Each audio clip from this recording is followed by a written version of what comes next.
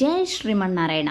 మన మార్కాపురం పట్టణంలో వేంచేసి ఉన్నటువంటి శ్రీ లక్ష్మీ చెన్నకేశవ స్వామి వారి కోవెలకు శ్రీ శ్రీ శ్రీ త్రిదండి అష్టాక్షరి సంపత్ కుమార్ జియర్ స్వామివారు, అలాగే బృందావన జియర్ స్వామివారు వేంచేశారు.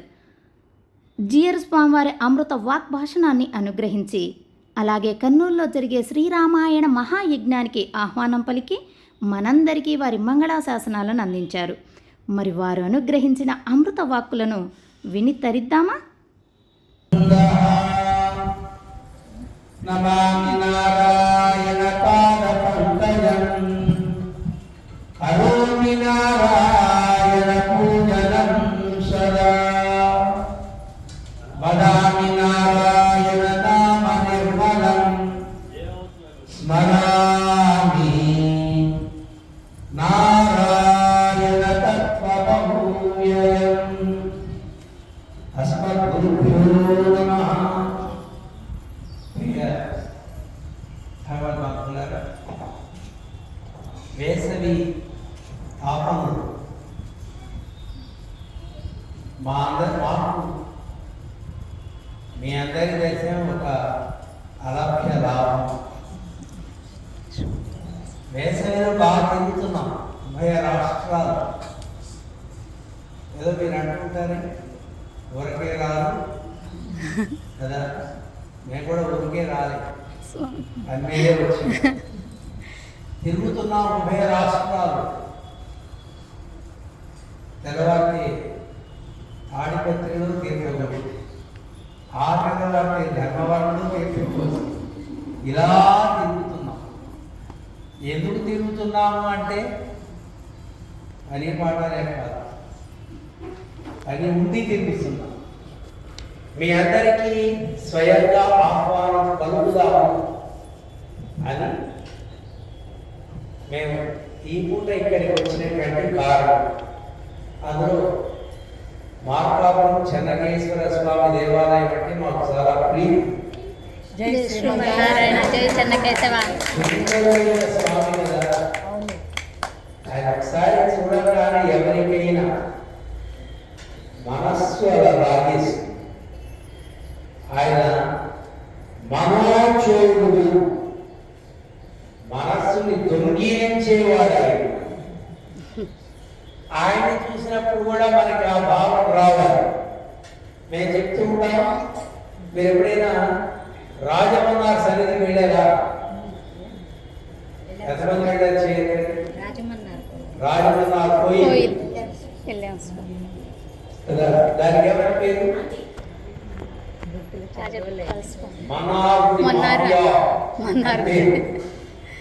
ఇక్కడ మాఫియా అనేది ఆ గుడి దగ్గర నుంచి ప్రారంభమైంది, తమిళనాడు మాఫియా.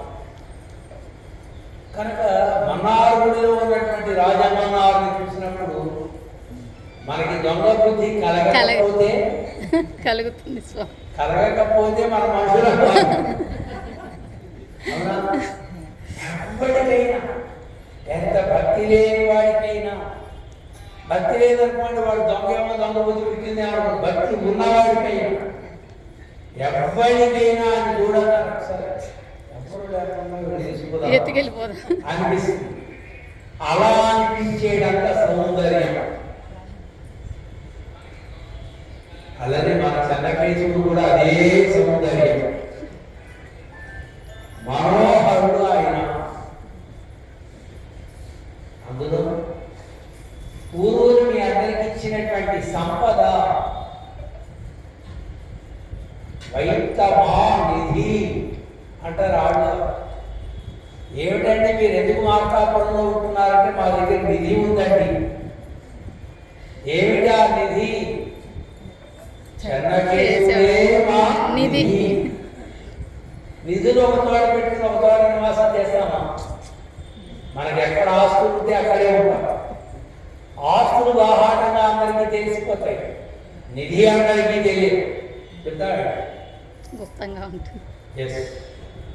మీ దగ్గర ఎంత ఆస్తి ఉందన్నారు, ఏం లేదంటే ఈ బిల్డింగ్ మీదేగా ఈ బిల్డింగ్ మీదేగా అంటారు. అదే కనుక లేదు అంటే కుదరదు. మనకు ఆస్తులు కనపడుతుంటాయి, నిధులు కనపడవు. ఆంతరంగికమైనటువంటి నిధి ఏది?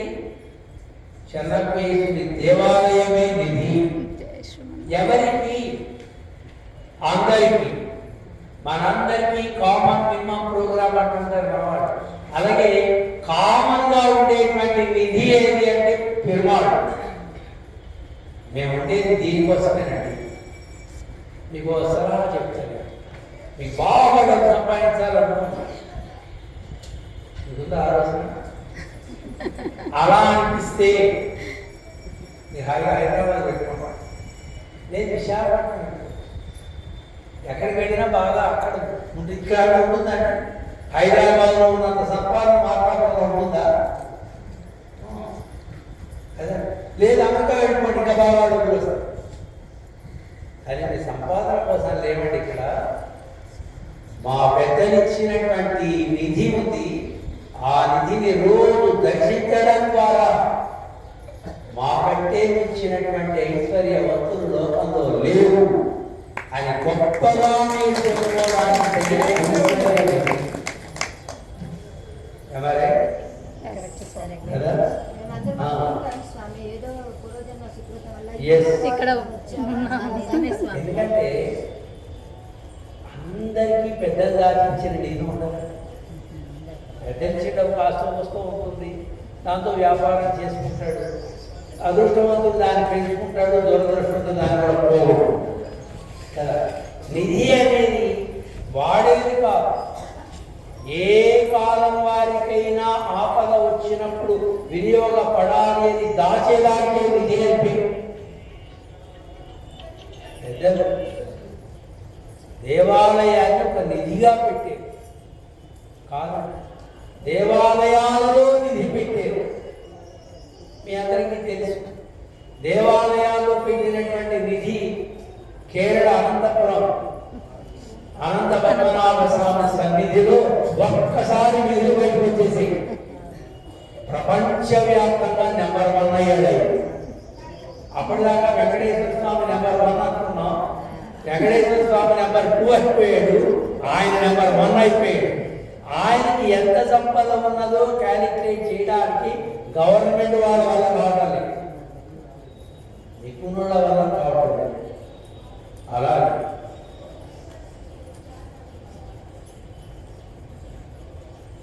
పూరి జగన్నాథ స్వామి, దాన్ని ఏమంటాం? శ్రీ క్షేత్రము అంటారు. శ్రీ క్షేత్రము, లక్ష్మీదేవి నివసించేటువంటి క్షేత్రం పూరి జగన్నాథ.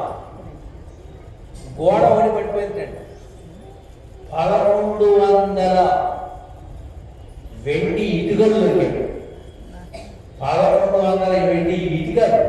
మనలాంటి చిన్న చిన్నవి కావాలి, పెద్ద పెద్ద ఇంత తిమ్మెరు. అక్కడ లక్ష్మీదేవి తాండవిస్తుంది. ఇది మనందరికీ కూడా గొప్ప జ్యోతి, జ్ఞాన జ్యోతిని వెలిగించే దీపం. అందుకని తిరుమంగయ్య గారు ఏమన్నారు? పిన్నానాడు వణంగు సోది. తరువాత కాలం వారికి గొప్పగా ప్రకాశించేటువంటి జ్యోతి ఏది అంటే ఆలయం. కనుక మనలాంటి వాళ్ళ మనతరం కూడా మనం చెన్నకేశ్వర స్వామిని సేవిస్తున్నామంటే ఏనాడో పెద్దలు ఒక జ్యోతిని ఒక నిధిని ఇక్కడ వచ్చి ఈ నిధి ఉన్నది ఇక్కడ, ఈ జ్యోతిని మీరు దర్శించండి, ఇది మీ అందరికీ నిధి అవుగాక అని వాళ్ళు స్థాపిస్తే మహానుభావుడైనటువంటి శ్రీకృష్ణదేవరాయలు లాంటి మహానుభావుడు ఉద్యాలు ఈ ఆలయాన్ని తీర్చిదిద్ది స్వామికి ఎంతో ఏర్పాటు చేసి ఆ నిధి ముద్దబెట్టడం ఆయన. కనుక పూర్వపు నిధిని అనుభవించేటువంటి భాగ్యవంతులు మీ అందరూ. మేము కూడా ఇలాంటి ఆలయం మనకుంటే బాగుండాలనుకుంటాం. ఇవైతే తెలంగాణ పెట్టి అక్కడ ఒక చెన్నకేశ్వర స్వామి దేవాలయం, స్వామి ఈ దేవాలయం మీకు ఇచ్చేస్తామా అన్నారు. ఇలానే అంటే పెద్దది కాదు, కొంచెం చిన్నది చెన్నకేశ్వర స్వామి దేవాలయం. సరే మన దగ్గర ఏమి లేకపోయినా తిరుమల ఆలయాన్ని ఉద్ధరించాలి అని ఒక వర్గం అంతా మనకి ఇవ్వాలి అనుకున్నారు. మళ్ళీ అప్పుడెవడు మేము ఉన్నప్పుడు ఎవరు బయటపడలేదు, కానీ మేము వెళ్ళిపోయిన తర్వాత ఇంకొక వర్గం ఎవరో వచ్చి ఈ స్వామీజీ కాదని ఇంకొక స్వామి, ఏ స్వామీజీకి ఇస్తే ఉన్నాయో బాగా కావాలి, ఆ స్వామీజీకి ఇవ్వలేదు, ఈ స్వామీజీకి ఇవ్వలేదు, ఆయన మాత్రం అలానే ఉంచారు. పూర్వపు దేవాలయాలను మనం సంరక్షణ చేసుకోవలసినటువంటి అవసరం మనకు. మీరంతా నిధిని దర్శిస్తూ ఆలయానికి అవసరమైనటువంటి 4 ప్రక్కల గాలి గోపురాలు, 4 వైపులా 4 ప్రక్కల గాలి గోపుర నిర్మాణాలు చేసుకుంటూ స్వామిని నిత్యం దర్శిస్తున్నటువంటి మీ గోష్ఠి వారందరికీ కర్నూలు పట్టణానికి వేయి చేయవలసింది ఏప్రిల్ 18వ తారీఖున అని ఆహ్వానం పలకడానికి వచ్చాము. స్వాములు రావాలి, మీరంతా రావాలి. ఇక్కడ కైంకర్యం చేసేవాళ్ళు ఒకళ్ళు ఇద్దరు ఉండి ఏప్రిల్ బ్రహ్మోత్సవాలు ఏప్రిల్ 12 నుంచి 23 వరకు. అబ్బో, కనుక స్వాములకు అవకాశం లేదు. మీకు ఒక్కరోజే కనుక 12 నుంచి 23. 18వ తారీఖు ఏమిటి? 18 మనకు అనంతవారం. ఆ ఒక్కరోజు వీళ్ళకి సెలవు ఇవ్వండి. అలా కర్నూలు వచ్చి, అది కూడా ఏదో ఇలాంటి ఉత్సవాలు అయితే మేము పిలిచేవాళ్ళం కాదు. సాంప్రదాయాన్ని కాపాడుకోవాల్సినటువంటి అవసరం మనకేమి. సంప్రదాయంలో మనం నివసిస్తున్నాం, ఆచరిస్తూ ఉన్నాం. కానీ మనం ఆచరించే సంప్రదాయం చాలు. ఎప్పటికీ సాంప్రదాయం నిలవడానికి కావలసిన జ్ఞానాన్ని ఇచ్చినటువంటి వారికి మనం ఎప్పుడు సంస్మరణ చేయాలి. అందుకని ఆలయాలలో ఆళ్వార్ల యొక్క సన్నిధి ఏర్పాటు చేసి భగవంతునికి ఎలా ఆరాధన చేస్తామో ఆళ్వార్లకు కూడా అదే రకంగా ఆరాధన ఉత్సవాలన్నీ చేయడానికి కారణం భగవత్ తత్వాన్ని లోకానికి వెలువరించినటువంటి వారు ఆళ్వారు. దేవుడు ఉన్నాడు, దేవుడిని ఆశ్రయించండి అని చెప్పేవాళ్ళు కావాలి. అన్ని కాలాలకి కావాలి. అన్ని కాలాల వారికి తగినట్లుగా వాంగ్మయ రూపంలో ఇచ్చినటువంటి వారు ఆచార్యులు ఆళ్వారు.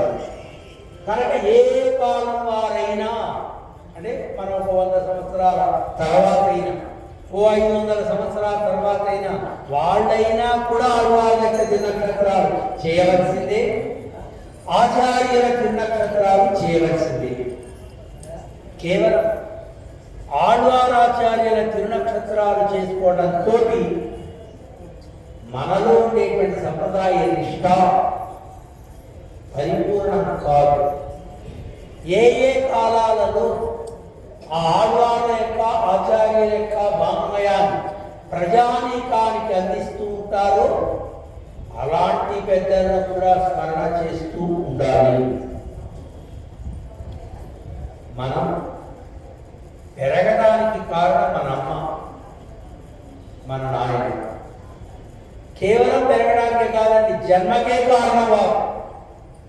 వారు జన్మనిస్తే మనం పెరిగాం. క్రమంగా క్రమంగా క్రమంగా వడర్లవారు పిరందవారు అని ఆడవాళ్ళన్నట్టుగా పుట్టాము, పెరిగాం. మనం పెరిగేటప్పుడు మన పెరుగుదలలో ఎంతమంది సహకారం ఉంది? మన మేనమామలు, మన అన్నదమ్ములు, మన అక్క చెల్లెళ్ళు, ఏమండి వీళ్ళందరి సహకారం, మన మేనత్తలు, వీళ్ళంతా ఉందా లేదా? అమ్మా నాన్నే పెంచారా?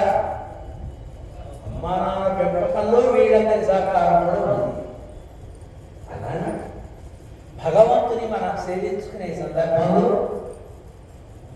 ఆళ్వారాచార్యుల పాత్రతోటి వారిచ్చినటువంటి వాంగ్మయం ఎప్పటికీ చెదరకుండా ఈనాటి కాలానికి కూడా మనం ఆళ్వార్ ఆచార్యుల యొక్క వాంగ్మయాన్ని స్మరించుకుంటున్నాము అంటే ఈనాటి కాలంలో ఉన్న పెద్దలు చేసినటువంటి కృషి.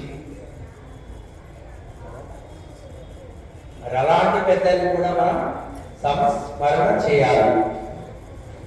ఈ శతాబ్ది కాలంలో భారతదేశంలో ఒక 5-6 పెద్దలు మంచి గొప్ప జ్ఞానం కలిగి ఆళ్వారాచార్యుల యొక్క గ్రంథాలను సరళంగా సమాజానికి అందించి, గ్రంథ రూపాలలో అందించి, వారు సాంప్రదాయానికి ఎంతో కృషి చేసినటువంటి మహానుభావులు దేకం గోపాలాచార్య స్వామివారు, మన పెద్దజీయ స్వామివారు, ముదిమెండ స్వామివారు, శ్రీరంగాచార్య స్వామివారు, శ్రీభాష్యం అప్పలాచార్య స్వామివారు, రఘునాథాచార్య స్వామివారు, ఇలాంటి పెద్దలంతా అందరూ 2 సంవత్సరాల క్రితం విశాఖపట్నంలో శ్రీభాష్యం అప్పలాచార్య స్వామివారి శత జయంతి ఉత్సవాలు 12 రోజుల పాటు అద్భుతంగా చేశారు. ఈ సంవత్సరం ఏప్రిల్ 13వ తారీఖు నుండి 18వ తారీఖు వరకు శ్రీరంగం నల్లాన్ చక్రవర్తుల డాక్టర్ రఘునాథాచార్య స్వామివారి శత జయంతి ఉత్సవం, శతతమ తిరునక్షత్రోత్సవం, 100 సంవత్సరాల వారి పుట్టినరోజును మనం జరుపుకుంటాం. ప్రతి సంవత్సరం వారు ఏం చేసి ఉండగా వరంగల్ పట్టణంలో వారి శిష్యులంతా అక్కడ బాగా ఎక్కువ. వారికి తిరునక్షత్రం అంటే జీవ స్వాములంతా వెళతారు, ఉభయ వేదాంత పండితులు అందరూ వస్తారు. వారి శిష్యవర్గం అంతా అక్కడే ఉంది, పెద్ద ఎత్తున చేస్తారు. వాళ్ళు 2 రోజులు అలా జరిగేది. స్వామివారు రఘునాథాచార్య స్వామివారు ఎవరిని ఏది అడిగేవారు కాదు, కొంచెం దర్పంలో ఉండేవారు. వారికి విద్యాగర్వం ఉంటుంది కదా, ఎవరిని ఏది అడిగేవాడు కానీ వారి శిష్యులంతాని ఇంజనీర్, డాక్టర్లు, ప్రొఫెసర్స్, లాయర్స్ వీళ్ళంతా వారి దగ్గర భాష్య భగవద్ విషయాలు సేవించిన వారు. వాళ్ళందరూ గురువు గారికి ఎంతో సంప్రదాయ సేవ చేస్తున్నారు కనుక 1 నెల జీతం ఇవ్వాలి అని వాళ్ళంతటా వాళ్ళు అనుకుని వాళ్ళంతా 1 నెల జీతాన్ని తెచ్చి స్వామివారికి ఇచ్చారు. 1 కోటి రూపాయలు అయ్యాయి. ఆయనకేమి ఈ 1 కోటి రూపాయలు తినాల్సిన అవసరం లేదండి. వారికి వెంకట ఆయన పెద్ద ఉద్యోగం చేశారు, రాష్ట్రపతి అవార్డు పొందారు ఆయన. కనుక ఈ వచ్చినటువంటి శిష్యులు ఇచ్చిన ధనంతో ఆయన భోజనం చేయవలసిన అవసరం వారికి ఉండేది కాదు. వారు ఈ ధనాన్ని జీర్ణ ఆలయాలకు ఖర్చు పెట్టేవారు. ప్రతి సంవత్సరం 4-5 దేవాలయాలకి 5 లక్షలు 10 లక్షలు అలా ఇచ్చేవారు. తిరునక్షత్రానికి ఖర్చు పెట్టేవారు. మిగతా బోర్డు ధనం ఉండేది, దాంతో గ్రంథాలన్నీ కూడా ముద్రణ వేస్తూ ఉండేవారు. అలా బహు గ్రంథ కర్త ఎన్నో పుస్తకాలు. మీ అందరికీ తెలిసిన శ్రీ విష్ణు సహస్రనామ స్తోత్రానికి వారు తెలుగు వ్యాఖ్యానం రాశారు. 1200 పేజీలు, చాలా అద్భుతమైన గ్రంథం.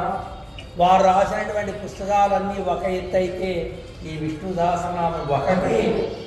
ఆ పుస్తకాన్ని పెట్టుకుంటే ఎవడైనా ఉపన్యాసం చెప్పేస్తారు. విశ్వం అంటే దాని మీద ఒక అరగంట, విష్ణు ఓ అరగంట, వషట్కార ఇలా ఒక్కొక్క నామానికి ఒక్కొక్క అరగంట గంట సేపు ఉపన్యాసం సరళంగా చెప్పుకోవడానికి వీలుగా వారు విపులంగా ప్రాచారు.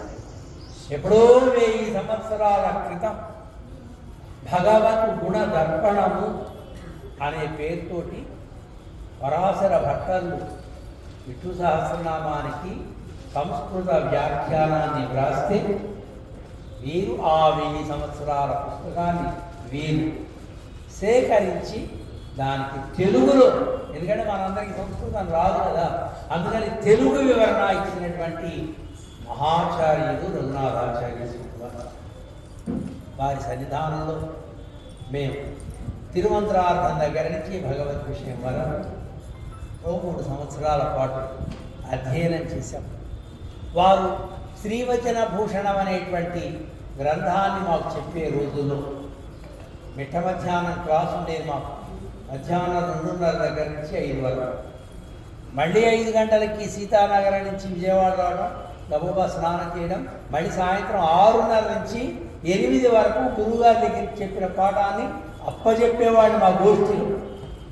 అందుకని వేళ గ్రంథం అవసరం లేకుండా ఆ ప్రవచనాన్ని అలా సరళంగా మేము చేసుకోవడానికి కారణం గురువుగారి దగ్గర విన్నదాన్ని వెంటనే గోష్ఠిలో ఇలాగే సాయంత్రం 6:30 అయ్యేసరికి 150 మంది వచ్చేసేవాడు. అలాగే నిత్య కాలక్షేపం జరిగేది. ఇలా ఆ స్వామివారి సన్నిధిలో చదువుకునే రోజుల్లో గురువుగారికి దక్షిణేమి ఇవ్వాలి, ఒక పక్క ప్రార్థన చదువుతూనే ఉండేది. మా ఆలోచన మాత్రం ఈయన మహానుభావుడు, ఈయనకి ఏదైనా పెద్దగా నేను గురి దక్షిణ ఇవ్వాలి. ఒక రోజు నా ఆలోచన వచ్చింది. మాకు గురువుగారికి నవరత్నాల ఉంగరం పెడదాం. ఆ రోజున మాకు కూడా సంపాదన ఉంటే, అలాగే మేము కూడా ఒక ఆలయంలో అర్చకులంగా ఉండేవారం, మధ్యాహ్నం కూడా గ్రంథాలు సేవించుకునేవారం, మాకు ఆదాయం బాగా ఉండేది. కనుక గురువుగారి సేవ చేసుకోవడానికి అడ్డమే ఉంది. కనుక నవరత్నాల ఉంగరం చేయిద్దామా, సరే మంచిది. కానీ గురువుగారు మీకు నవరత్నాలు ఉంగరం చేస్తా అంటే నువ్వు చేసేది ఏవో అంటాడు ఆయన. వేళనాడు అంటే ఇంకా మాట్లాడతాడు. ఒకసారి మాకు పాఠం జరుగుతూ ఉండగా ఒక షావుకారు ఇచ్చాడు. వారిని గురువుగారిని ఇంటికి తీసుకెళ్ళాలి అని. ఆ వచ్చిన వాడు పాపం అలాంటి వాళ్ళకి చెప్పి ఏమంటే స్వామివారిని తీసుకెళ్తామండి అంటే మేమేదో ఒప్పిస్తాం కదా. ఐదేళ్ళుగా పాఠం జరుగుతుంటే వచ్చి దండం పెట్టి, స్వామి మీరు మా ఇంటికి వస్తే మీకు బాగా ఉంగరం పెడతాం అని, నీ ఉంగరం అక్కడనే రాదుపో అన్నాడు. పాపం ఆ షావుకారు కొంచెం బెత్తరపడి తర్వాత నేను లేచి నా జనం స్వామి నాకు ఆయన మీదంటే ఆయన అంటే గౌరవం, ఆయన ఇంటికి తీసుకెళ్ళి ఉంగరం పెట్టాలి నాకు నీ ఉద్దేశం మంచిదనే అలా చెప్పకూడదు, మేము మాట్లాడతాను కూర్చొని పక్కన కూర్చోబెట్టి మంచివాడండి మాట్లాడటం తెలియదు షావుకారు కదా అని బతిమాలి గురుగారిని తీసుకెళ్ళాను. అంటే నన్ను నువ్వు ఉంగరంతో కొంటావా ఆయన ఆ ఉద్దేశం. ఎవ్వరికి అట్లా లొంగే ఘటన కాదా. మేము వారికి బ్రహ్మచారిగా ఉన్నప్పుడు తులావారోత్సవాన్ని చేస్తే అష్టాక్షరి స్వామి నన్ను తులతుంచేవాడా, ఆయనకింత గర్వం వచ్చిందా, ఆయనకింత శక్తి వచ్చిందా, నన్ను తూచడానికి ఎవరు సమానం కాదు. విద్య అంత గొప్పది కాదయ్యా, నా గర్వంతో కాదు, మా గురువు గారికి ఏదో ఒక ఉత్సవం చేయాలి నేను తెలుసు ఆయనకి. కానీ శిష్యుడు చెప్పగానే గురువు విన్నాడంటే గురువులో ఏం లేదేమో అనుకుంటారు కదా. అలా తర్వాత మేము ఆశ్రమ స్వీకారం చేసిన తర్వాత గజారోహణ ఉత్సవం చేయాలి అనుకున్నాం. అయ్యా గజారోహణ ఉత్సవం పెడతామని చెప్పేవాడు. నన్ను ఏరి ఎక్కించి కింద పడేస్తావా, ఇక దుర్మార్గం ఉందా? అయ్యా నాకు దుర్మార్గం లేదండి, మీరు ఏరు ఎక్కి ఊరేగుతూ ఉంటే ఆనాడు పెరియాళ్వార్లకు జరిగినటువంటి ఉత్సవానికి పెరుమాళ్ళే వస్తే ఆ పెరుమాళ్ళకి మంగళ ఆశాసనం చేస్తూ పల్లాండు పల్లాండు పాడేరే పెరియాళ్వారు. మీలాంటి జ్ఞానులకు ఆ లక్ష్మీనారాయణ ఎప్పుడు దర్శనమిస్తారు. మీ ద్వారా పెరుమాళ్ళకు ఒకసారి మరి ఇంకొక మంగళాశాసనం వెలువరించబడాలి. సంప్రదాయానికి సేవ అని బతిమాలితే ఓ 3 ఏళ్ళకో 4 ఏళ్ళకో నీ ఇష్టం అలా గొప్ప విద్యావంతులు ఎవరికి లొంగే వ్యక్తి కాదు. ఏదో మా అదృష్టం కొద్దీ 2 అవకాశాలు మాకు లభించి వారికి మేము నవరత్నాలు ఉంగరం చేయిద్దామని అనుకుని మనసు మార్చుకున్నాం. ఉంగరం పెడితే ఆయనకి తెలుసు, నాకు తెలుసు, మీ అందరికీ ఎలా తెలుసు? మీలాంటి వాళ్ళకి తెలియాలి, సంప్రదాయం తెలియాలి అంటే ఆ మహనీయుడికి ఏదో ఉత్సవం చేస్తే ఆయన ఎంత గొప్ప గురువుగారు కాకపోతే వీళ్ళు ఇంత సేవ చేస్తున్నారు అని సాధారణ ప్రజలకు కూడా గురు భక్తిని మనం అలవర్చాలి అని వారికి గజారోహణ ఈ కార్యక్రమం చేయడం జరిగింది. ఆ తర్వాత నుంచి వారు వయసు పెద్దగా 95 సంవత్సరాలు బతుకున్నారు. ఆయన వరంగల్లోనే ఉండేవారు. అక్కడే నక్షత్రాలు జరుగుతూ ఉండేవి. చాలాసార్లు చిన్నజయ స్వామివారు వెంచేసేవారు. మేము ఖచ్చితంగా వెళ్ళాల్సిందే, వెళ్ళకపోతే మాకు గట్టిగా మాకు తెలిసి ఒక్క తిరునక్షత్రానికి వెళ్ళాలి. ఆ తిరునక్షత్రం అయిన తర్వాత ఆ అష్టాక్షరి జయ స్వామివారు అంటే చాలా గొప్పవారు. వారు మాలాంటి వాళ్ళ తిరునక్షత్రానికి ఎందుకు వస్తారు? ఫోన్లో అరగంట సేపు ఆయన చేశారు. అలా మా మీద ఒక కన్ను అష్టాక్షరి జయర్ అని చెప్పేవారు. అంతటి మహానుభావుల హృదయాల్లో ఉన్నాం. కేవలం ఏదో కాషాయ బట్టలు కట్టుకుని పని పాడలేక ఊళ్ళో తిరగడం కాకుండా పెద్దల హృదయాలలో కూడా ఉండే ఒక సౌభాగ్యాన్ని మేము పొందడం మా జీవితంలో మాకున్న సర్టిఫికేట్. ఒక వైష్ణవుడు అంటే ఏం చేయాలో తెలిసిన ఒక వైష్ణవ సంప్రదాయంలో ఉండేవారు ఒక వైష్ణవుని చేత మా అని తెలుసుకోవాలి. వస్తే మీ అందరినీ మా అంటారేమో స్వామి, వారిని మీ అందరూ మా బంగారు కొండ అంటున్నారు కదా. కనుక వారిని బంగారు కొండ మీరు చూసుకున్నారు కనుక వీళ్ళంతా మా అమ్మాయిలు మా పిల్లలు అంటాడు ఆయన. స్వామి అమ్మగారు కూడా మమ్మల్ని అలానే చూసుకుంటారు. కనుక అది మీ అందరికీ ఒక సర్టిఫికేట్. ఇలాంటి సర్టిఫికేట్ ఒకటి ఉంటే చాలండి.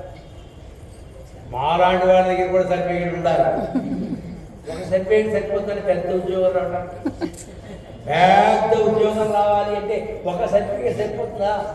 సర్టిఫికేట్స్ ఎన్ని ఉన్నా కాండక్ట్ సర్టిఫికేట్ కూడా ఉండాలి కదా. ఆ కాండక్ట్ సర్టిఫికేట్ మేము ఇస్తాం, వారు ఇస్తారు. వీడు మంచివాళ్ళు అని వారు. అవును, మీ దగ్గర ఎంత ఐశ్వర్యమైనా ఉండవచ్చు, మీ దగ్గర ఎన్నో పలుకుబడి ఉండవచ్చు, ఎన్నైనా ఉండవచ్చు, కానీ వీడు మంచివాళ్ళు అని సర్టిఫికేట్ ఇవ్వాల్సింది. మరి ఆయన స్వామి మీరు ఇచ్చేది ఎంఆర్ఓకి 500 ఇస్తే ఇస్తాడు, 5,000 ఇస్తే ఇస్తాడంటే ఆ ఎంఆర్ఓ ఇచ్చే సర్టిఫికేట్ పనికిరావు, ఆచార్యులే ఇవ్వాలి. ఈమె మంచి గొప్ప వైష్ణవ భక్తురాలు కదా. అది మేము పొందాము ఆచార్యుల దగ్గర, పెద్దల దగ్గర పొందాం. అది మనం అంతా పొందాలి. సాంప్రదాయంలో ఉన్న వాళ్ళందరికీ కాండక్ట్ సర్టిఫికేట్స్ అందరి ఆచార్యుల దగ్గర ఉండాలి. మాకు ఒకటి చాలండి, మేము అంతకంటే ఎక్కువ వద్దండి అనకూడదు. మంచివాళ్ళని ఒకడంటే సరిపోతుందండి. మిమ్మల్ని మీ ఇంట్లో మగవాళ్ళు అంటారు, మావాడు చాలా అది చాలు కదా. మీ అత్తగారు అనాలి, మీ మామగారు అనాలి, మీ ఆడపడుచులు అనాలి, వాళ్ళందరూ అనాలండి. మీ ఆయన ఒక్కడే అంటే చాలు, ఆయన అవసరం కనుక అనక తప్పదే కదండి. కనుక అలానే ఆచార్యుల దగ్గర మనం మంచి అనిపించుకోవాలి. జ్ఞానం కలిగిన ఆచార్యుల చేరు మనకి కాదు. వారి తిరునక్షత్రానికి ప్రతిసారి వెళ్ళేవాడు, బాగా జరిగేది. వారు పరమపదించి 5-6 ఏళ్ళు అయిపోయింది. అప్పుడే ఈ 5-6 ఏళ్ళ నుంచి పేలవంగా సాగు. 99వ తిరునక్షత్రం మేము వెళ్ళినప్పుడు మా బాధ అనిపించింది, గురువుగారికి ఎలా ఉండేది, ఏడో ఇలా ఉంది. కనుక 100వ తిరునక్షత్రం మేము ఏమైనా విజయవాడలో అంగరంగ వైభవంగా రఘునాథాచార్య స్వామివారంటే ఏమిటో ఒక్కసారి సమాజానికి చూపించాలి. జై శ్రీమన్నారాయణ. వాగ్దానం వెంటనే చేసేసాం. మేము అప్పుడప్పుడు చెప్తూ ఉంటాం, రాజకీయ నాయకుల మాటలు నమ్మకండి, స్వామీజీల మాటలు కూడా నమ్మకండి. ఎందుకంటే 10కి వస్తానని 12కి వస్తాం, 1 గంటకు వస్తాం. మీ అంతా అదృష్టవంతులు కనుక సమయానికి వచ్చాం. ఒకసారి అలా కుదరదు. ఎక్కడికక్కడ ఆపుతుంటే ఎలా కుదురుతాయి? అది వేరే వెళ్తుంటే ఎవరు తెలిసినాక ఆపుతారు. అక్కడ వాళ్ళు కాదని పోలేం కదా.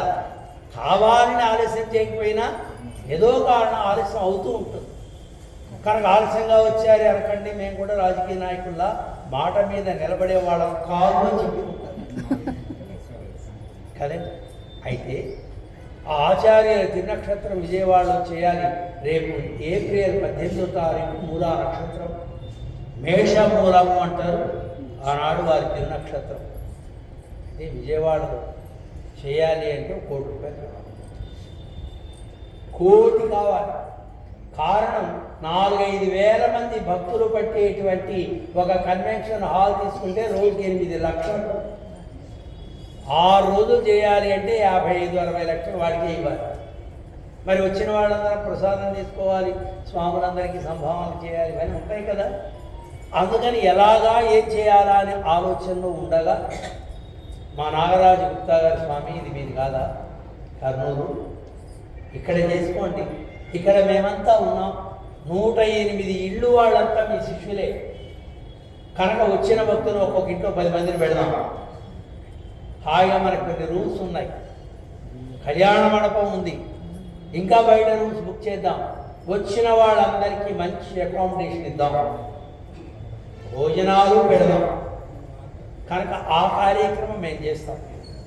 వచ్చిన వారందరికీ భోజన కార్యక్రమం మాది, అకామిడేషన్ మాది, స్వాముల సంభావన మాత్రం మీది అని చెప్పారు. స్వాముల సంభావన అది కూడా నువ్వే పెట్టేసుకుంటే నా పని అయిపోతుంది హాయిగా అంటే, లేదు స్వామి, సంభావన మాత్రం మీరు చేసుకోండి, ఎవరెవరికి ఎంత ఇచ్చేవారు ఏం చేయాలో అలా మనం చేసుకోవాలి అంటే తక్కువలో తక్కువ 10 లక్షలు. మరి నేను భిక్షుక సన్యాసిని, మీ అందరికీ తెలుసును కదా. ఏ రోజుకు ఆ రోజు ఏదెవరైనా ఇస్తే మాట నడుపునే ప్రభుత్వంలో ఈవేళ 10 లక్షలు కావాలి. అందుకోసం కేవలం డబ్బు సంగతి ప్రక్కన పెడితే జనం కూడా కావాలి కదా.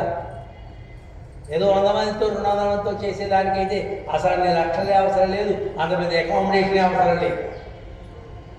కేవలం తక్కువలో తక్కువ ఉభయ రాష్ట్రాల నుంచి 3 నుంచి 4 వేల మంది భక్తులు వస్తారు. తెలంగాణ పర్యటన దర్దాపుగా పూర్తి చేశాం. మంచిర్యాల, కరీంనగర్, భద్రాచలం, నల్గొండ, హైదరాబాద్, ఇవన్నీ మా పర్యటన పూర్తయ్యాయి. వాళ్ళంతా కూడా మేము వస్తాము. మా ఊరి నుంచి 50 మంది వస్తాం, మా ఊరి నుంచి 30 మంది. అలా మరి మార్కాపురం వారు రావాలి కదా. అయితే మనం ఏం చేస్తున్నామంటే, వచ్చినటువంటి వాళ్ళు రాని వాళ్ళని కాదు, అందరూ రండి. మనం ఒక్కొక్క ప్రాంతం నుంచి ఇంతమంది స్వాములకు మనం సంభావన చేస్తే బాగుంటుంది అని నిర్దేశం చేస్తున్నాం.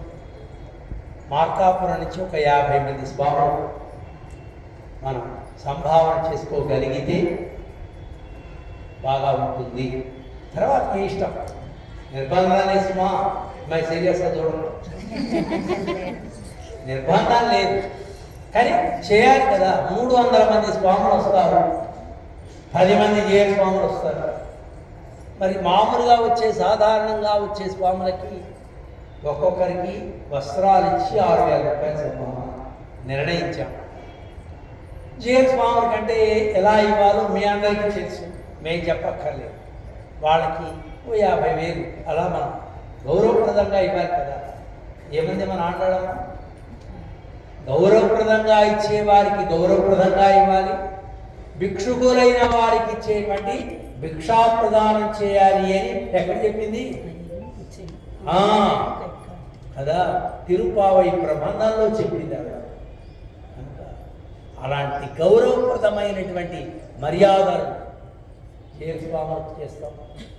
మిగతా వచ్చేటువంటి వారందరికీ కూడా సభాగౌరవాన్ని వారికి చేస్తాం.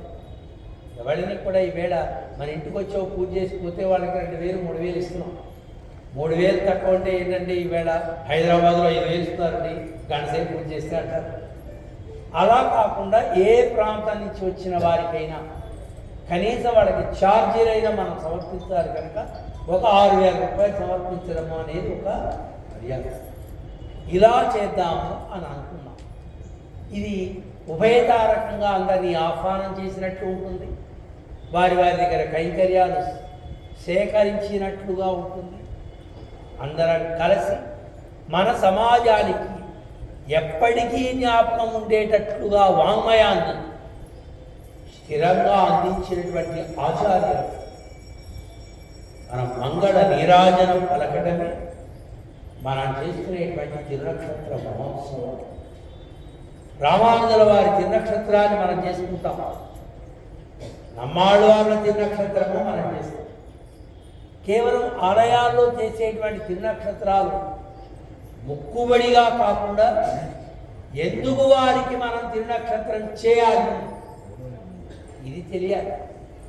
నేరుగా రామానుజుల వారిని మనమే సేవించలేదండి, వారి దగ్గర ఉపదేశం కూడా మనం పొందలి, నమ్మాడు వాళ్ళని మనం దర్శించలి అని మనం ఆచరించేటువంటి సంప్రదాయము అనేది త్యాగధనుల యొక్క జీవిత త్యాగం వలన ఈవేళ మనం ఈ సంప్రదాయంలో ఉన్నాం.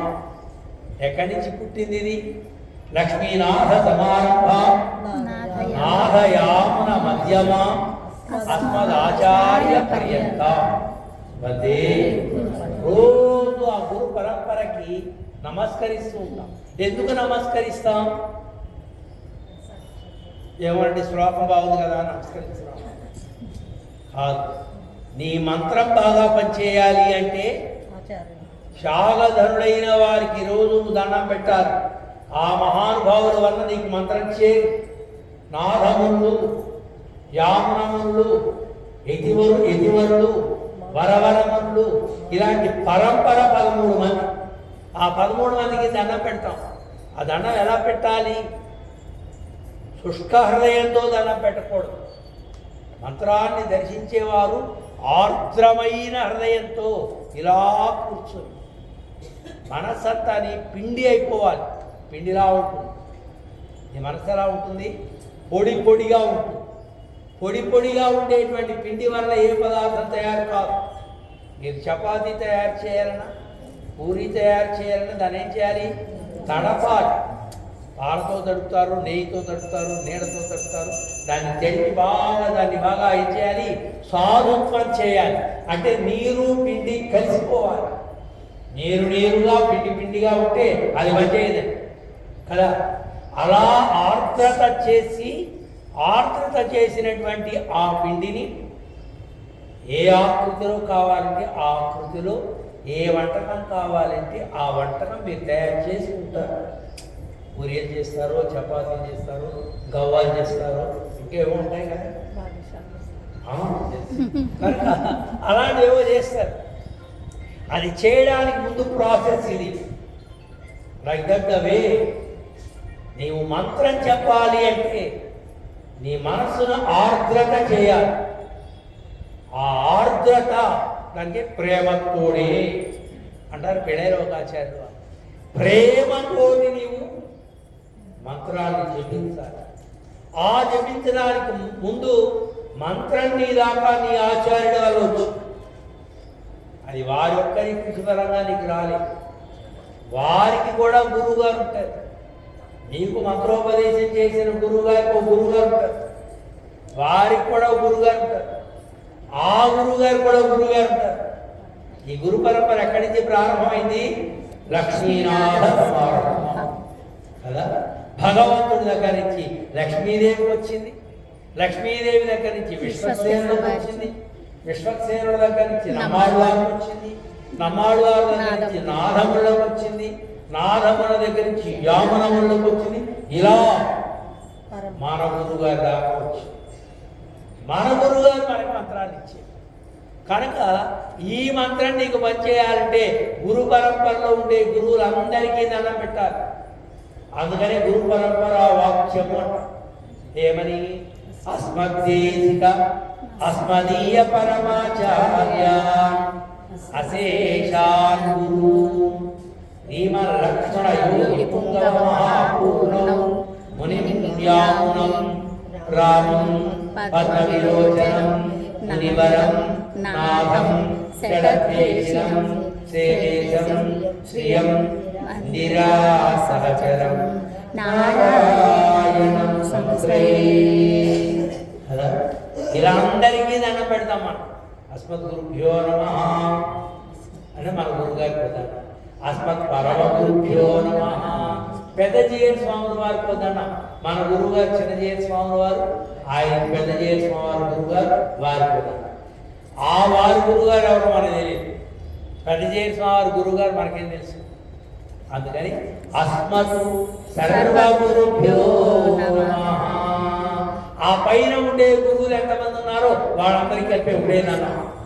అమ్మో గురువులందరికీ ఒక్కొక్క గురువుకు ఒక్కొక్క దండం పెట్టాలంటే రోజు మన అనుష్ఠానం దండం పెడతానే సరిపోతుంది.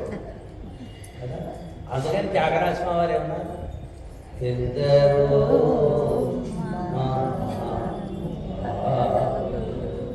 అందరికీ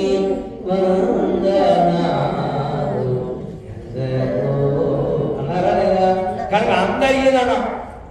లోకంలో మహానుభావులు ఎవరైతే ఉన్నారో, లోకంలో గురువులు ఎవరైతే ఉన్నారో ఆ గురు పరంపర అందరికీ ఒకే ఒకటి.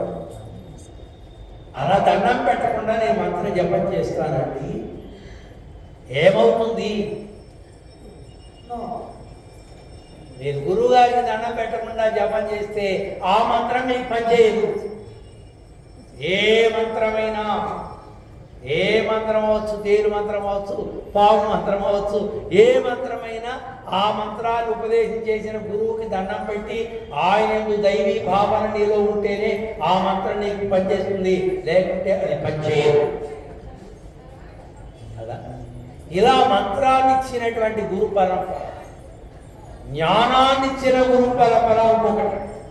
మీకు మంత్రార్థం ఎవరు చెప్పారు, శ్రీవచనం ఎవరు చెప్పారు, అలాగే భగవద్ విషయం ఎవరు చెప్పారు, భాష్యం ఎవరు చెప్పారు, ఇలాంటి పరంపర కూడా ఉంటుంది. ఆ పరంపర కూడా దండం. వీళ్ళందరూ కలిసి మనల్ని ఉద్ధరించడానికి నీకు మంత్రాన్ని, జ్ఞానాన్ని ఇచ్చి ఈ సంసార మండలాన్ని ఇచ్చి నీవు ఆనందంగా మళ్ళీ నచ పునరావర్తతే, మళ్ళీ భూమి మీద పుట్టకుండా శాశ్వతమైనటువంటి ఆనందాన్ని పొందడానికి కావలసినటువంటి నిత్య యోగము, పరమపద ప్రాప్తిని కలిగించడానికి ఈ సంసార మండలంలో ఉన్న మనలాంటి వాళ్ళ కోసము అని వాడు మనలా పుట్టి మనలానే సంసార మండలంలో ఉండి ప్రాకృతికమైనటువంటి విషయాలు అన్వయం ఉన్న వారిలా కనపడుతూ వారు తాత్వికమైనటువంటి విషయాలలో పండినటువంటి మహానుభావులే మన ఆచార్యులు. అలాంటి ఆచార్య కోటి సమాజానికి చేసినటువంటి సేవ మనం స్మరించుకుంటే తప్ప మనం అనుభవించేటువంటి సంప్రదాయం మనకి ఆనందాన్ని ఇవ్వదు. ఆ స్మరణ లేకుంటే ఈ ఆనందం రాదు. ఆ స్మరణ ఉంటేనే కేవలం ఒక ప్రబంధాన్ని మీరు సేవించారనుకోండి, ఆనందం కలగదు.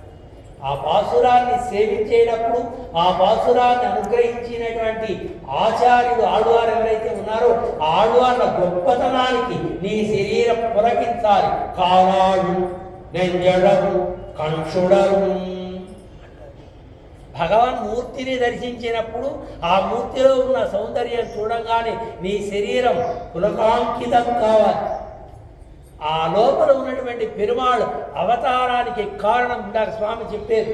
ఇదిగో ఈ చేతిలో పాము ఉందండి, ఈ చేతిలో శంఖం ఉన్నది, ఈ చేతిలో చక్రం ఉన్నది, ఇదిగో అలాంటి మార్కండేయ మహర్షి దర్శించారు అని చరిత్ర విన్నప్పుడు ఒకసారి పూర్వాచార్యుడైనటువంటి ఒక ఋషి తపస్సు చేసిన ప్రాంతం. ఒక ఋషికి దర్శనమిచ్చినటువంటి మూర్తిని మనం సేవిస్తున్నామంటే ఆ ఋషి అనుగ్రహం మన పైన ఉంది, ఆ పెరుమాళ అనుగ్రహం మన పైన ఉంది అని నీ భావన, నీ మనసంతా కూడా ఆర్ద్రమైపోయి నేను కూడా మంచి సుకృతమైన జన్మను పొందాను అని ఆడవాళ్ళ చరిత్ర మనకి ఇన్స్పిరేషన్ కావాలి. వాడిచ్చిన వాంగ్మయం మన ఇన్స్పిరేషన్ ఎప్పటికీ తగ్గకుండా నిలవాలి అంటే ఆ వాంగ్మయాన్ని వినాలి, చదవాలి. అలాంటి వాంగ్మయం ఈనాటికి నమాడు వాళ్ళ కాలం అయిపోయి 5000 సంవత్సరాలు పైబడైపోయి ఈవేటికి వారు ద్వారా మనకి నారాయణ ప్రబంధం వినపడుతుంది. రామానుజుల వారి కాలం అయిపోయి 1000 సంవత్సరాల పైన 7-8 సంవత్సరాలు అయిపోయింది.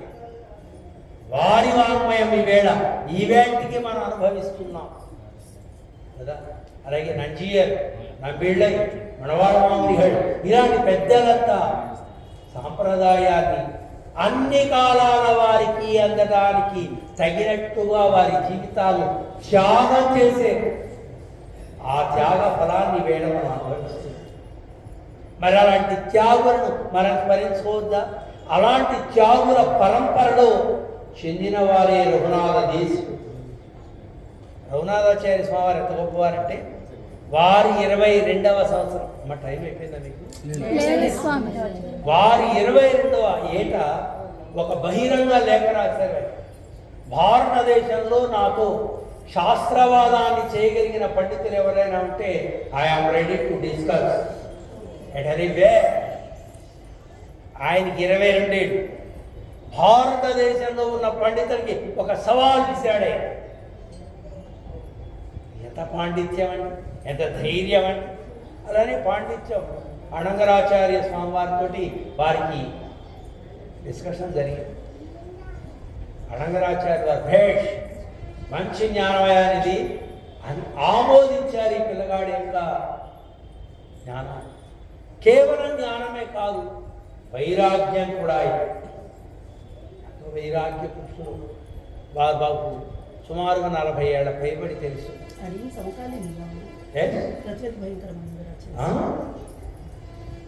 వాటితో శాస్త్రవాదం జరిగింది నీకు వినింది, కానీ అది వారు మీరు ఒకరా అని డౌట్. ప్రతివాది అది కంచి అనంతరాచార్య స్వామి వారు వారి పరంపరలో ఎవరైనా అని కాదు, వారి పరంపరలో కాదు, మీరు ప్రత్యేకమైన నలా చక్రవర్తుల వంశం కనుక అంత గొప్ప పాండిత్యం కలిగి దానికి తగిన వైరాగ్యంగా వారు మంచి యవ్వనంలో ఉండే రోజుల్లోనే అంత పెరుగన్నారు, అంత పంచదార ఒకరికి పడుతుంది. ఉదయమైనా అంతే, రాత్రి ఆహారం చాలా లిమిట్గా తీసుకునేవారు. అలానే వారి జీవన శైలి అంతా పూర్వాచార్యులు ఎలా వైరాగ్యంగా జీవించారో అలానే జీవించారు. అలాంటి వైరాగ్య ధనుడైనటువంటి ఆచార్యుల యొక్క 100వ జయంతి ఉత్సవం, 100తమ తిరునక్షత్రోత్సవం, దీన్ని మనం ఘనంగా జరుపుకుందాం అనుకున్నాం. అన్ని ప్రాంతాల వారిని ఆహ్వానిస్తూ మీరు మీ మార్కాపురం నుంచి ఓ 50 మంది తక్కువ లేకుండా అందరూ రండి. సాంప్రదాయస్తులు అందరూ తప్పనిసరిగా పాల్గొన్నారు. అలానే అక్కడికి సుమారుగా 300 మంది వైష్ణవ ఆచార్యులు. 6 రోజుల కార్యక్రమంలో మీకు ఒక్కరోజు మాత్రమే మేము పిలుస్తున్నాం. ఎందుకంటే 6 రోజులు అందరూ వచ్చేస్తే అక్కడ ఏర్పాట్లు చేయలేమేమో అనే భయం. ఆఖరి రోజున జీయస్వాములు అంతా వస్తున్నారు. అలానే ఉభయ వేదాంత పండితులు పెద్ద పెద్ద వాళ్ళంతా సముద్రాల రంగరామానుజాచార్య గారు, అలాగే సాతులూరి గోపాలకృష్ణాచార్య గారు, ఇలాంటి పెద్దలంతా వాళ్ళ ప్రవచనాలు ఉంటాయి, జీయస్వాముల మంగళాశాసనాలు ఉంటాయి. కనుక మీరు తప్పనిసరిగా విచ్చేసి కార్యక్రమాన్ని శోభాయమానంగా జరిపించవలసిందిగా మీ అందరికీ ఆహ్వానం పలకడం కోసం ఈ పూట కర్నూలు వెడుతూ మార్గమధ్యం మీకైతే ఒక వాగ్దానం చేశాం. మా వాగ్దేవరావు గారి దంపతులకి మేము ఒకరోజు ఇక్కడ ఉండి నాట్యార్తిమడి దివ్య ప్రబంధాలు ఇలానే మనం సేవించుకొని దానికి ఎందుకు సేవించుకుంటున్నామో ఆ అమ్మ మాట యొక్క ప్రాబల్యాన్ని ఒకసారి స్మరించుకుందాము అనగానే అయ్యా మీరు ఎప్పుడంటే అప్పుడు అని వాళ్ళు స్వాగతం చేశారు. తప్పనిసరిగా మీకు ఇచ్చినటువంటి మాట ప్రకారం మరొకసారి రావడం జరుగుతుంది. ఒకసారి ఏంటి, రెండుసార్లు ఏంటి, కర్నూలు ఎప్పుడు వెళ్ళినా అయితే వస్తాం, మీరు పిలిచినా వస్తాం, పిలవకుండా వస్తాం. కనుక పెరుమాళ్ళను సేవించాలి గోష్ఠితో ఒకసారి. అప్పుడప్పుడు ఇలా ఖర్చు ఏమైనా ఉందా? ఖర్చే లేదు కదా. కనుక మీరు ఎప్పుడు రండి అని చెప్పరేంటి అమ్మాయి రావాలి స్వామి, మీ దర్శన భాగ్యం కలిగించాలి. వెళ్ళేటప్పుడు రండి, పోయేటప్పుడు రండి అనాలి కదా. ఇలా తప్పకుండా రండి మనం కలవాలి. అప్పుడప్పుడు ఇలా మనం పెద్దలతోటి కాసేపు కూర్చుంటే జరిగిన విషయాలు, జరుగుతున్న విషయాలు, ఆ పరంపరలో ఉండే విషయాన్ని స్మరించుకుంటేనే మనలో మంత్రనిష్ట ఏర్పడేది. తత్ మంత్ర అనుష్ఠానం ద్వారా మనలో ఒక ధైర్యం ఏర్పడేది. లేకుంటే మనం అందరికీ ప్రపన్నులు అని పేరు కదా. ప్రపన్నులు అంటే ఏమిటో చెప్పగలరా? ప్రపన్నులు అనగా ఏమీ చేయకూడని వారు, ఏం చేయకూడదు, అన్ని వాడే చేయాలి, వాడే పెట్టాలి. అలా కూర్చోగలమా మనం? వినేటప్పుడైతే ప్రపంచంలో వండి మేము అంటాం, కానీ అమ్మాయి బిడ్డ అవ్వలేదు, అమ్మాయి బిడ్డ అవ్వలేదు. ఎందుకంటే అమ్మాయి పెళ్లి ఆ టైం వచ్చినప్పుడు కదా, కానీ ఉండలేము. ఆ ఉండలేకపోవడానికి కారణం ఏమిటి అంటే లోపల ధైర్యం. ఆ అధైర్యాన్ని కలగకుండా ఉండాలంటే ఆచార్యుల వాణి ఎప్పటికప్పుడు వింటూ ఉండాలి. కానీ ప్రపంచే అని చెప్పిన కారణం అది. ప్రపంచే అంటే ప్రపంచం ఒక్కసారే చేయాలి, కానీ రోజు చెప్తున్నానండి. ప్రపంచే అంటే ఆచార్యుల వాణి స్మరణ చేయడమే ప్రపంచే. ఒక ధైర్యం ఏర్పడుతుంది. ఆ ధైర్యం మీ అందరికీ ఉండి మంచి ప్రపన్నులుగా మంచి కీర్తి పొందుతూ ఆ ప్రపన్నత్వం ద్వారా లక్ష్మీనారాయణ యొక్క నిత్య కైంకర్య యోగ ప్రాప్తి శరీర అవసానం తర్వాత మీకు కలగాలి. ఈ లోకంలో శరీరంగా ఉండగా అన్ని అనుభవాలు, అష్టలక్ష్మీ కటాక్షం మీరు అనుభవిస్తూ మీ వంశానికి ఆ అష్టలక్ష్మీ కటాక్షాన్ని భక్తోపాటు భగవత్ భాగవత ఆచార్య కైంకర్య నిష్ట మీ అందరికీ బిడబిడ తరాన ఏర్పడాలి అని మేము అనేక మంగళాశాసనాలు చేస్తున్నాం. జై శ్రీ జై శ్రీనారాయణ స్వామి.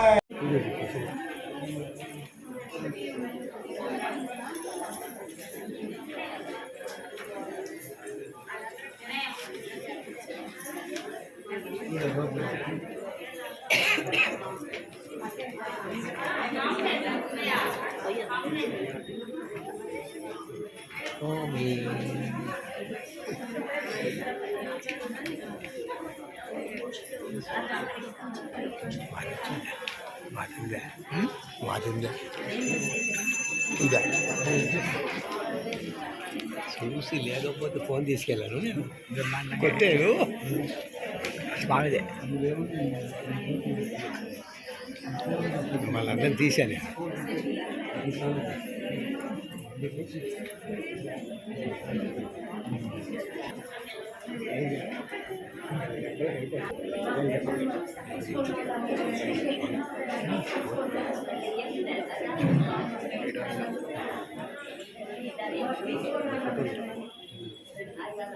కొట్టే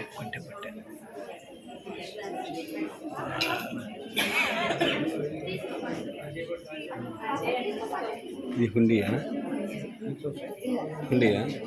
సరే ఒక ఉంది.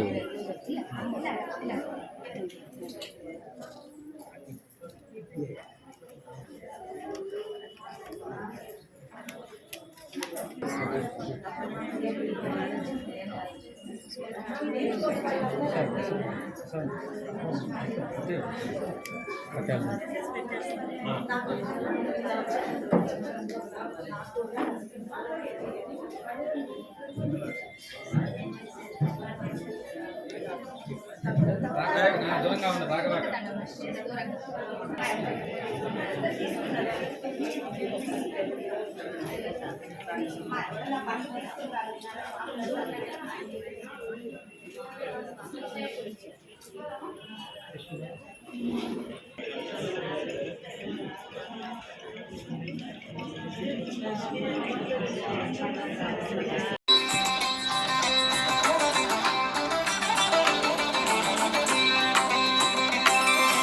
జయ జయ యతీంద్ర జయ రామానుజ జయ జయ యతీంద్ర జయ రామానుజ జయ జయ యతీంద్ర జయ రామానుజ